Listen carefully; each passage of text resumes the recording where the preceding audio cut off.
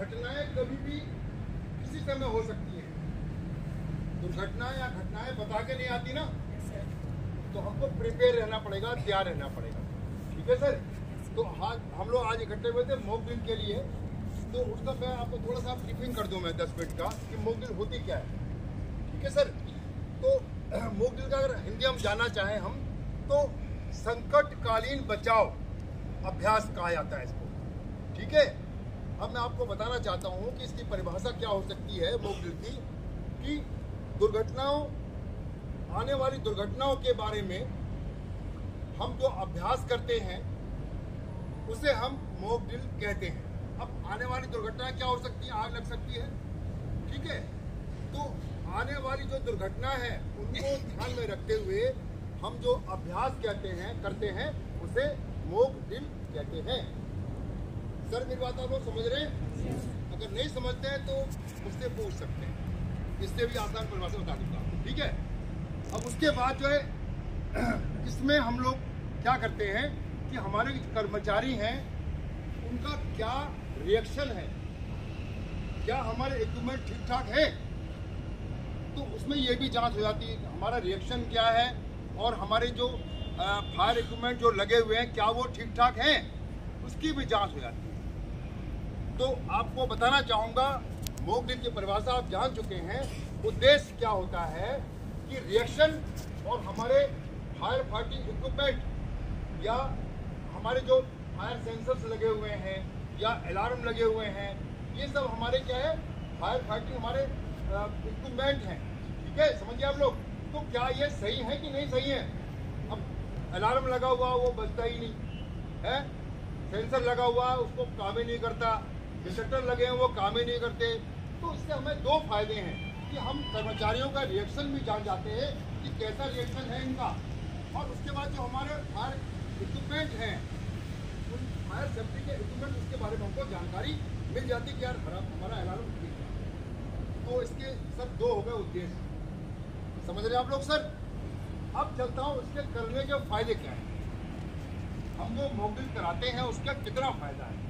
आज हम लोग जो खड़े हुए हैं हमें इसके क्या क्या फायदे हैं मैं बताना चाहता हूँ। नंबर एक तो क्या कहते हैं, हमारी अवेयरनेस, हमारे जो कर्मचारी हैं उनकी जागरूकता, अवेयरनेस और प्रिपेयरनेस, क्या हमारी तैयारी है उसके बारे में हमको मालूम हो जाता है कि हमारे एम्प्लॉय जो है जागरूकता इनमें है या कितनी है और क्या हमारी तैयारी है। तो नंबर क्या होता है, नंबर एक क्या है, अवेयरनेस और प्रिपेयरनेस, क्या हमारी तैयारी है। नंबर 2 होता है सर कि हमारी जो एम्बुलेंस है क्या वो सही समय पे आ सकती है, क्या हमारी रेस्क्यू टीम है वो ठीक ठाक काम कर सकती है। अब हमारे यहाँ मॉक ड्रिल है, अगर एम्बुलेंस सही समय पर नहीं आई तो वो मॉक ड्रिल फेल मान जाती है। ठीक है सर। और उसके बाद जो है हमारे एम्प्लॉय को ट्रेनिंग मिली है क्या, हमारे एम्प्लॉयज को टीम वर्क में काम करने की भावना है क्या। सर क्या सही बोल रहा हूँ मैं? हम आज वो ट्रेनिंग के लिए एकत्र हुए हैं तो हमें क्या ट्रेनिंग मिली है आग बुझाने की, जो मैं अभी आपको देने वाला हूँ थोड़ी देर में आपको। ठीक है। और क्या टीम वर्क में काम कर सकते हैं हमारे एम्प्लॉयज, उसकी भी जांच हो जाती है। अगला है पॉइंट कि हमारी टीम, हमारी जो कंपनी के एम्प्लॉयज हैं, जब कभी आग लगेगी तो उनका टाइम मिनिमम कितना होना चाहिए, क्या ज़्यादा टाइम तो नहीं है। अब आग लगी है, मॉक ड्रिल का टाइम होता है 3 मिनट 15 सेकेंड, अगर हम आग बुझा सकते हैं तो सक्सेस मानी जाती है 3 मिनट 15 सेकेंड। ठीक है सर। अगर आप 10 मिनट में आग बुझाओगे तो कोई फायदा नहीं। तो आपके जो टाइम जो है होता है वो कम से कम समय में मिनिमाइज टाइम को करना है और आग बुझानी है। तो हमें यह भी मालूम पड़ जाता है कि हमारी कंपनी में ऐसी घटना होगी तो क्या है हमारे एम्प्लॉई इतने सक्षम हैं कि कम से कम समय में आग बुझा सकते हैं, उनकी परीक्षा हो जाती है। ठीक है सर। अगला इससे फायदा होता है सर कि हमारे जो एम्प्लॉइज हैं उनका मोरल अप होता है। ठीक है सर, कि यार हम आग बुझा सकते हैं। मैं तो फौजी वाली बात करूँगा भाई, एक वो आता है कॉन्फिडेंस आता है, यस कॉन्फिडेंस की यार हमारे प्लांट में आग लगी तो हम आग को बुझा सकते हैं। तो ये होता है कॉन्फिडेंस और उनका मोरल अप होता है।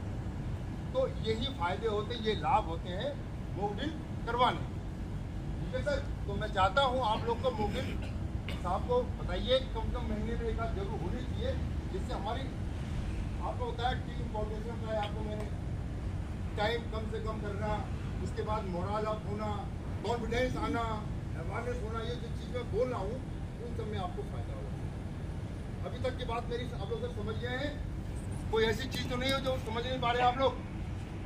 सर आवाज़ नहीं आ रही सर, सर आवाज़ चाहिए सर, समझ रहे आप लोग? ठीक है, तो वेरी गुड। अब आगे चलते हैं सर। श्रीमान, आप समझ गए हैं कि मॉक ड्रिल की परिभाषा क्या होती है, इसके उद्देश्य क्या है, इसके महत्व क्या है, लाभ क्या है। अब मैं आगे चलता हूं सर कि जब कभी ऐसी घटना होती है तो हमें क्या करना चाहिए। हमारे पूरे प्लांट को इवैक्यूएट होना है ना, तो उसको हम कहते हैं इमरजेंसी प्रोसीजर। Emergency procedure. तो जब कभी आग लगेगी साहब, तो हमारे गेट पर जो हुटर रखा हुआ है वो बजेगा 3 बार। पहले तो आग को देखा जाएगा, कहते हैं फायर आइडेंटिफाइड, आग को कब देखा गया है या कब जाना है। ठीक है सर, जब आग को देखा जाएगा तो हमारा जो गार्ड होगा या कोई भी कर्मचारी हो, सबका फर्ज है सर, वहां पर जो है आग आग आग आग चिल्लाना। ठीक है सर, अपने गार्ड है क्या यहाँ पर? अभी गया हुआ है।